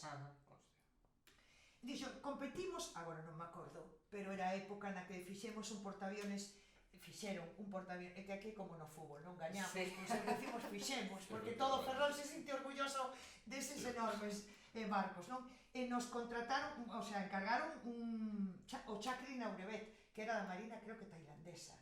Entón estaban construindo e competían con outro hostaleiro europeo e gañaron os daqui, pero por goleada. Entón a cousa era que el me explicaba que se facía un sistema de construcción integral, é dicir, que toda a peza para mellorar o traballo tamén dos operarios se podían dar voltas dentro do taller moito máis cómodo que na grada, e logo cando se botaba o barco xa só quedaban pequenos retoques, non? Éramos super competitivos, non a nivel España, nin a nivel Europa, senón a nivel mundial. Que ocurriu? Que non interesou, e que cando entramos na Unión Europea, pois alguén tivo que pagar, e pagou o sector naval, como pagou a liña blanca, ou como pagaron as vacas, ou outros elementos, pero aquí capacidade e competitividade máxima, xa te digo, gañaban sobre outras armadas europeas como se foran concursos, non? De a ver quen acaba antes e tal. Isto era nos anos 90. Pero bueno, se intentou desbaratar todo, privatizaron todo, empezaron por privatizar toda a parte de delineación, de tal. Bueno, unha historia que xa coñecemos. Aquí corría a voz sempre de que os traballadores de Bazán van ali a dormir e que tal, entón que fai os barcos? Se van ali a dormir. Pero é o mesmo que na Seguridade Social te atenden moi mal, vai a un privado. No instituto dan moi malas clases, mellor ir a un privado. Pois isto foi exactamente o mesmo, pero cun sector naval que xa te... Bueno, e logo eses bárbaros de Fene, que cando había que dar a volta por África porque pecharan a canle para ir ao Golfo Pérsico, facían barcos de 300.000 toneladas que viñeron aquí, e eso era pequena, o Arteaga, e viñeron aquí os japoneses porque estaban convencidos de que o barco partía pola metade. Viñeron a ver como partía o Arteaga. E non solamente non partiu, senón que fixeron máis. É dicir, capacidade, competitividade e, sobre todo, orgullo de... O sea, que creo que é un orgullo para a cidade desa calidade que había, que era unha calidade a nivel internacional, pero seguimos peleando por ter un hosteleiro máis moderno, porque agora xa, claro, hai que meterse en cousas novas, non? Eu non controlo moito, pero... Claro, e con isto, ao final o que sacamos un pouco é que estamos de capa caída, non? En Ferrol, oferta cultural, a nivel laboral, en fin, parece que a todos os niveis estamos moi mal. Todos, a xente das nosas xeracións, e tamén con outra, non? Pero sobre todo con nós, xente de dereitas, de esquerdas, xente que non ten nin idea, xente de calquera lado, en Ferrol, todos coincidimos nunha cousa que é bastante curioso, non? Que toda a xuventude coincida nalgo, e é que en Ferrol non hai nada. En Ferrol non hai nada. Entón, que sí que hai, non? Pero sí que hai como esa idea. Entón, ti, agora con esta situación, si tiveses que facer un proxecto de cidade, é unha pregunta bastante ambiciosa, non? Pero, como enfocarías? Bueno, pois en Ferrol a principal necesidade son as comunicacións. Entón, esa modernización dos transportes a todos os niveis, para empezar, que nos empaten dunha vez con Coruña nun tren decente, cun horario que permita tamén a moita xente de Coruña mellor vivir aquí, que son os alugueres máis baratos ou que ten outras posibilidades. E despois a modernización do hosteleiro que temos, que foi un hosteleiro sempre punteiro a nivel internacional e que agora precisa dunha modernización que require un investimento que nos andan mareando. É dicir, é certo que a cidade foi sempre monoproductiva, non? Pero eso non quere dicir que ese non sexa un potencial grandísimo que foi o que levantou esta cidade. Ese mundo do traballo diversificado de altísima calidade, porque iso é casi o principal, que a nivel competitivo era extraordinario. Entón, por que non imos traballar por recuperar iso, non? E logo, bueno, o transporte público estamos mal, é dicir, habería que fomentalo, e logo atender, xa sei que isto vai a soar un pouco raro, pero somos unha cidade envellecida, e somos unha cidade que dentro de nada vamos a ser a metade dos habitantes maiores de 65 anos, co cal tamén hai que pensar en deseñar espazos para esa xente maior. Alternativas ás residencias, estas cousas que se chaman agora co-housing e tal, unha diversificación cultural tamén para a xente maior, que a xente maior apúntase, mira, esta universidade senior que temos aquí en Ferrol ten moitísimos alumnos que van simplemente por aprender, non? E por suposto para a xente nova, pois si, oportunidades de traballo, claro, é que eso é imprescindible se queremos falar dun futuro, non? Non podemos ser todos vellos. Logo hai cousas, hai iniciativas como estes centros culturais, isto que están facendo tamén en Canido de asociacións culturais que revitalizan os barrios e que crean alternativas tamén para a cultura, porque é algo fundamental. E logo, Ferrol ten o resto. Ferrol ten un entorno que non é comparable case con nada. É dicir, Ferrol é unha cidade pequena, é unha cidade caminable, é unha cidade cómoda, que ten un entorno maravilloso, que, en definitiva, que ten moitísimos, e logo, moi importante, xa sei que botamos pestes, pero que temos auga, que parece unha cousa que solamente vale para sufrir porque chove, pero que a auga vai a ser o ouro do futuro, está claro, tal e como vamos cara á desertización de grandes partes, non? Do planeta. Entón, bueno, unha cidade máis asequible para todo o mundo, importantísimo a vivenda, porque realmente os alugueres, tal e como están o nivel salarial e sobre todo da xente nova, en Ferrol hai un contraste enorme, os xubilados teñen un nivel, hai moitísima xente que ten boas xubilacións, derivado dos que vivimos nos sectores públicos, todos os xubilados da sanidade, da educación, pero despois hai a xente nova que está cobrando de maneira miserable, os traballos artísticos. Ferrol, por exemplo, ten unha canteira musical impresionante, de todas as idades, pero impresionante, e que non se lles dé a canle precisamente para explotar esa beta cultural, que é importantísimo. Entón, bueno, sería ideal eso, conseguir un astereo moderno, unhas boas comunicacións, un bo transporte público e un parque de vivendas con axuda para a xente nova que está empezando a independizarse.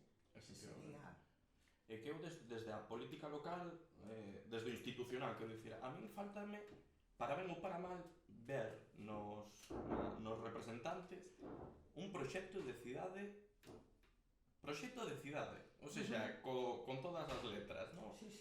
Vexo un pouco que é máis como casuístico, non casuístico, pero bueno, hai isto, aproveitamos estes contratos deste ano, genial, pero parece que como que vamos día a día, non vexo un proxecto de, eu digo agora, que quererías facer con Ferrol se, pois, os proxectos a 5 anos, este tipo de cousas, proxectos a 4, eso non existe. Claro, como aquí non repite nunca o mesmo alcalde, pois en 4 anos dá tempo a perfilar, por exemplo, todo o tema de Ferrol Vello, de rehabilitar ese barrio que é unha vergonza, porque como a carta de presentación de Ferrol é unha vergonza, pois todo ese plan rexurbe que, bueno, que agora parece que estamos vendo que xa hai vivendas e xa hai rúas que están sendo, bueno, arranxadas de alguma maneira, non? Pois eso potencialo, porque verdadeiramente son cousas que todos vemos que hai que facer e que non se fai. Tamén é un concello pobre, é un concello pobre que ten poucos cartos recaudados, porque moitas das instalacións non pagan impostos municipais, entón, bueno, sí que hai que repensar e hai que poñer iniciativas que se podan financiar de outros xeitos, pois con fondos FEDER, con... E hai cousas que moitas veces a todos nos imaginan que precisan un investimento en cartos cero, pero sin embargo, quero dicir, notaríase, sobre todo, eso, ainda que sexan cambios pequenos, notaríase, por exemplo, estamos vendo casas moitísimas que se están caendo, porque non hai xente, porque ninguén compra, casas onde se poderían facer un montón de cousas. A mí teño unha imaxe que a mí se me queda sempre, que é casas que se caen, pero que a xente paga diñeiro por tapiar as ventás e as portas dunha casa que ten o teito xa tirado. Sí. Polo medo dos ocupas de que che podan entrar Bueno, eso dos ocupas xa me dirás que... é outra tontería que Xa me dirás que... é outra noticia falsa de que anda por aí. Ferrol, por exemplo, en ese sentido é unha cidade hipersegura. É dicir, aquí, bueno, non sei, o nivel de eso o di a policía, non o digo eu. Que Ferrol é unha cidade moi segura, é unha cidade onde apenas hai pois, episodios violentos polas noites e demais. E o dos ocupas pois é o mesmo, é unha lenda urbana que a xente se agarra e aparte criminalizando cando o grosso de todo ese movimento é outro, que ten outro foco. Claro, é mellor ter alugada unha casa máis barata pero que este funcionando e non ter a ruína que temos, pero claro, hai que intervir os alquileres. É que non vai quedar outra. É que son, xa non son casas e pisos, xa non son iso que hai moitísimos locais. Pasas polo Inferniño, se vende, se alquila, se vende, se vende. Bueno, polo Inferniño, pois polo barrio da Madalena, pasas por ruas enteras como a Rúa Galiano, que era unha arteria comercial fundamental, está todo, se vende, se aluga, se vende, se aluga. Todo. E a veces é eso, non? Penso que falta un proxecto de a longo prazo. Claro, pero en 4 anos podes perfilar, pero sería idóneo que o que gobernase estivese o número suficiente de tempo para poder realmente leválo a cabo. Ou facer proxectos solventes con responsabilidades, porque creo que tamén está o debate actual aquí non é un debate responsable, quero dicir, non é un debate solvente, é pois eso, como un gallinero, un pouco máis, e non hai un debate, creo que estexa a altura. Explícome, non... E hai tamén moita dexadez, moita falta de participación, e aquí date conta que é unha cidade onde, porque ti, por exemplo, eres de Ordes, non? Ou de Cedeira, ou de Valdoviño, me dá igual. E ti non escoitas a xente de Valdoviño decir Valdoviño é unha mierda, non vale pa nada, ou Ordes é unha merda. A ver, Ordes, supoño que o ambiente que ten polas rúas un día de novembro, pois será mínimo, non? E a xente está orgullosa de ser de Ordes e tal. Aquí en Ferrol hai como unha especie de autoodio, de decir, é que Ferrol, xa ese ferroliño, xa ás veces é un pouco de, como de tirar a toalla, non hai nada que facer en Ferrol. A ver, tendo o entorno que temos e tendo as condicións que temos, claro que hai, pero bueno, tamén hai que abrir a participación e que a xente se anime a participar, a dar ideas, a participar en grupos de traballo, en fin, hai que ter esperanza, eu teño esperanza. E tamén ao fío desto, e antes de rematar, neste momento, como crees que é de importante a movilización? Desde a movilización como unha manifestación tipo na rúa até a movilización colectiva, colectivizarnos, digamos. É que todo pasa por aí. É que non hai outra maneira, porque, bueno, os poderes públicos pois están comprometidos moitas veces cos poderes económicos e actúan pois en función do que lles mandan, e se non hai unha movilización social, moitas veces moitas veces, case nunca se conseguiu nada. Aquí correron regos de sangue, para conseguir a xornada de 8 horas, para conseguir o que temos hoxe, non? Entón non se pode desmantelar o que temos hoxe, como a sanidade pública, sobre todo os servicios públicos que están para a xente que non ten outra maneira no caso de sanidade, no caso de educación. Entón, claro que hai que mobilizarse, claro que hai que participar, exixir, bueno, pedir a quen ten esa capacidade. Non hai máis que ver. Bueno, esta última cumbre do clima, que dices ti, bueno, é unha cousa que non ten ningún sentido, se gasta, non quero saber o que se gastou en eso, e resulta que despois de non sei cantas horas e días é que non chegan a ninguna conclusión. É que esa pobriña Greta Thunberg, que eu lembro que fixeran os meus alumnos un traballiño sobre ela e tal, que dices que xa non foi nin a cumbre, é dicir, é que parece duro, pero é verdade, é que todos eses van morrer. Todos eses e todas esas que están aí van morrer, e non van a ver as consecuencias que van deixar aquí un planeta no que non... Aparte, hai unha cousa que te sorprende, non? Hai que o ser humano vai acabar co planeta, pero hai que ter complexo de superioridade para dicir que o ser humano é capaz de acabar co planeta. O ser humano vai a extinguirse porque é unha especie tóxica.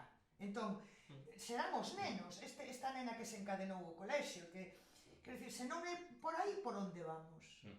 Porque o tema do clima nos afecta absolutamente a todos. E iso, pois, a todos os niveis, claro.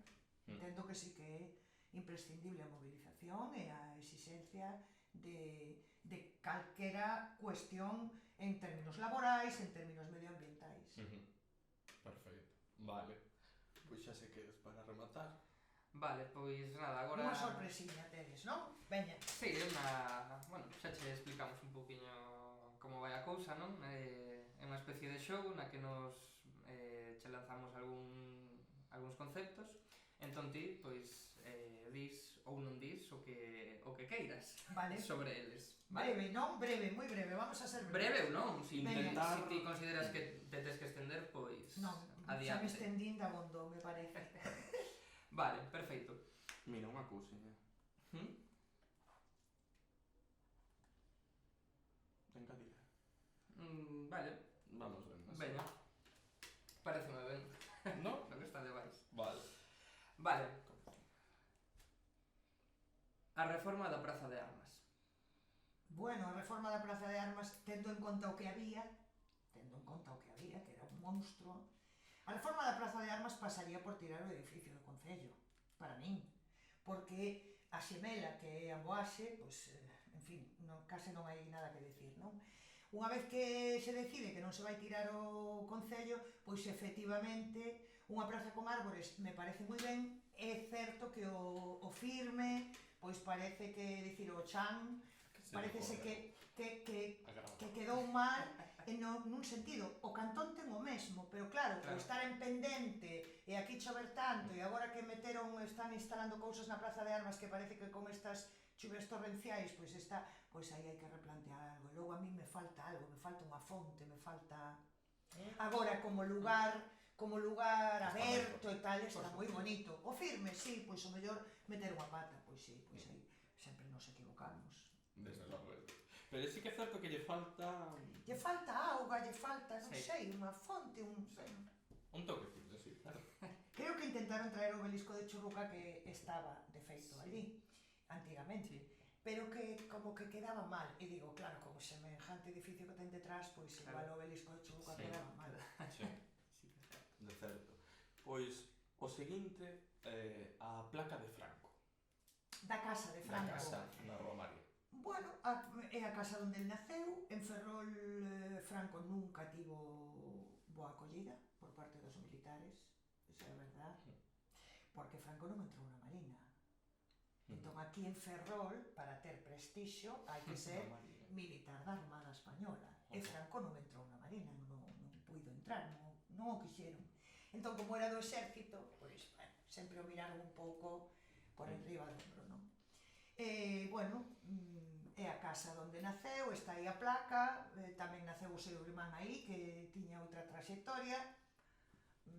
A casa está prácticamente abandonada, e, bueno, hai xente que vai aí a facer fotos. A mí non me molesta especialmente, eu non a sacaría, quero dicir, non me molesta especialmente porque é a casa onde naceu, pero, bueno, sí que é polémica porque, bueno, lle botan pintura de vez en cando. Non é o peor que ten Ferrol, desde logo. De certo. Vale. Non sei se queremos xa rematar... Ah, vale. E remato con esta. José Manuel Rei Varela. Bueno, a verdade é que non o coñezo personalmente, pero, bueno, el intentou aí facer carreira política fora de Ferrol, agora volveu, pois non sei. Non sei se vai a... Agora como se fala de que lle toca... Non, estamos como... Hai que un cambio de ciclo, outra estupidez, como outra calquera, non? É un cambio de ciclo e agora vai a gobernar o PP. Non sei, ningún alcalde repetiu, entón, sinal de que... de que non vai...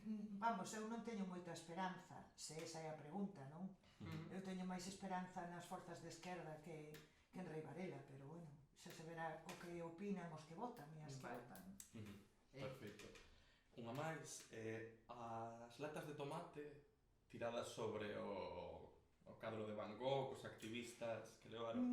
É o de antes, é dicir, mira, eu, por exemplo, as majas de Goya, se Goya levanta a cabeza estaría de acordo. Se Goya levanta a cabeza e ve esas mulleres coas mans pegadas ao marco do cuadro, estou segura de que estaría de acordo. Porque por como pensaba Goya e polo que significa. O bote de tomate sobre os xirasoles parece que doe máis, porque porque é unha obra... Mira, Van Gogh morreu de fame, ninguén lle comprou unha obra. Todo o demais foi o merchandising posterior. Evidentemente, eu como profesora de Historia da Arte, como ser humano normal, a mí non me gustan as agresións ás obras de arte, porque non, pero se ese bote de tomate, por así decirlo, non estropea a obra e serve para que se fale do quecemento do planeta, de algo que, pero comentaban outro día, vale, moi bonito, pero se todo vai a desaparecer, Van Gogh tamén vai a... É dicir, non, aquí non hai Santa Santorum, é un pouco a maneira de chamar a atención dunha forma como estridente. É certo que no momento en que ves o tomate en riba dos xirasois dices, buah, bueno, pero quero dicir, é o que decíamos antes, ou tomas unha medida de forza, non deteriorou os cadros, e das majas tampouco, deteriorou un pouco o marco. Se conseguiu que polo menos a xente fale de que isto non pode continuar así, eu son un pouco... Defensores da desobediencia civil. Sí. Cuando é preciso. En ese sentido, sí. É dicir, si do que se trata é de chamar a atención dunha maneira, pois bueno, a arte dos museos está moi ben, pero aquí este planeta estámoslo facendo moi mal. Moi mal. Pois sí, xa para rematar, tema de actualidade, Yolanda Díaz. Bueno, mira, é que eu de Yolanda non son obxectiva. Entón non podo dicir que sexa obxectiva. Eu a coñezo, me decíades que o mellor me posicionara un pouco antes cando falábamos de que referentes teño. Eu sempre, como meus referentes teño a xente que traballa, que no seu... que no que lle tocara na vida, non? Que traballa, que toma o traballo en serio. Yolanda é hipertraballadora, case traballadora demais, porque se deixa, a verdade, a piel traballando. Podes compartir ou non a súa iniciativa esta de sumar ou tal, pero Yolanda o que fixo foi grandísimo no Ministerio de Traballo, non se equivocou de enemigo no Ministerio de Traballo, todas as medidas que tomou, que propuxo e polas que loitou, son para mellorar a vida da xente. Eso, desde a reforma laboral ata tal. Agora, que se... Por exemplo, se critica moito por isto que se vai con Podemos, se non vai con Podemos, se vai con Esquerda Unida, se non vai... Bueno, ela ten un carné de identidade que é o traballo que fixo durante 4 anos. E como tal, tivo esa iniciativa que todo o mundo considera medio arriscada, non? Desde o seu propio entorno, ela xa o confesou, que o seu propio pai lle di que, bueno, que sen un partido detrás é moi difícil, pero o certo é que é unha muller que desde que chegou aí se dedicou a traballar no que ela pensa, no que ela cree. Ela era abogada laboralista e que para min, xa digo que non son obxectiva, para min o fixo moi ben, desde como ministra de Traballo, moi ben, e que esta aventura que emprende de sumar, eu lle desexo a mellor das sortes, porque vai coas mellores intencións. Logo xa sabemos como son os medios de comunicación. Efectivamente, todo pintaba... E a xente que hai xente enemiga de calquera cambio, que hai xente enemiga de calquera iniciativa que mellore as cousas, vanche sacar a area dos pés, porque mira, non tiveche en conta, porque, non sei, se di dela de todo, que se quere entrar no PSOE, que se... eu que sei.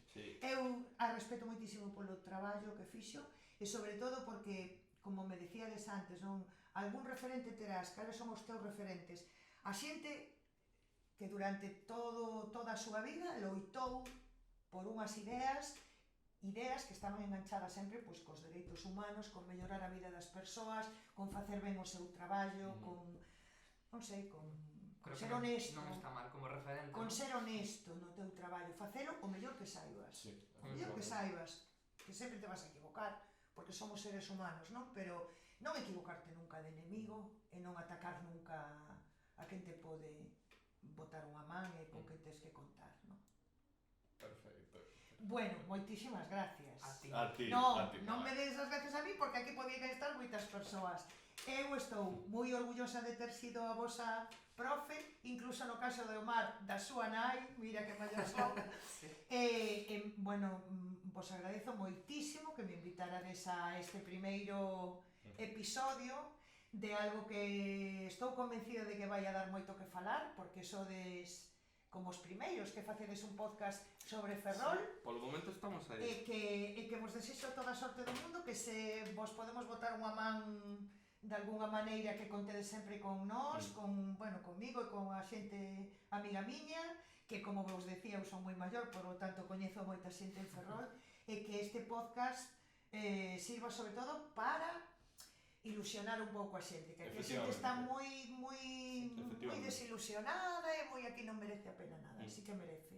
Así que noraboa. Pois sí. Aparte de gracias, moito ánimo e A ver que moita tal, agora sorte. tira paviando. Moita sorte. Pois moitas grazas, Nada, Malai. a vos. Encantados. E até que verdade. Por o seu primeiro programa.